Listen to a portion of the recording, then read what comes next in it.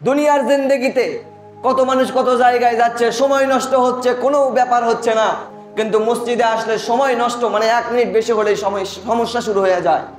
হ্যাঁ, নিজেও একটু খোঁজ খবর নিয়ে দেখলাম, মানে গুনাহের কাজ করার জন্য মানুষ কত জায়গা থেকে কত জায়গায় ছুটে ছুটে যাচ্ছে এবং সবাই একত্রিত হচ্ছে, নাচ গানের প্যান্ডেল পর্যন্ত চলে যাচ্ছে। এতটুকু ভাবার চিন্তা মানে এতটুকু করে না, মোবাইল হারিয়ে যাচ্ছে ওইদিকে খেয়াল নাই, এতটুকু খেয়াল করে না। ওই গান শোনা অবস্থা, ওই প্যান্ডেলের ভিতরে যত বড় নর্তকী আসুক না কেন, যত বড় সিঙ্গার আসুক না কেন, ওই জায়গায় ওই চিবির মধ্যে আল্লাহ পাক আজরাইলকে পাঠাইতে পারে। আল্লাহ পাক এই ক্ষমতারও মালিক। সুতরাং আল্লাহ পাককে ভয় করে হেদায়েতের কথাগুলো শুনবো মনোযোগ দিয়ে এবং ওই অনুযায়ী আমল করার আল্লাহ পাক আমাদের সকলকে তৌফিক দান করে দেখ। সকলে বলি আল্লাহুম্মা আমিন।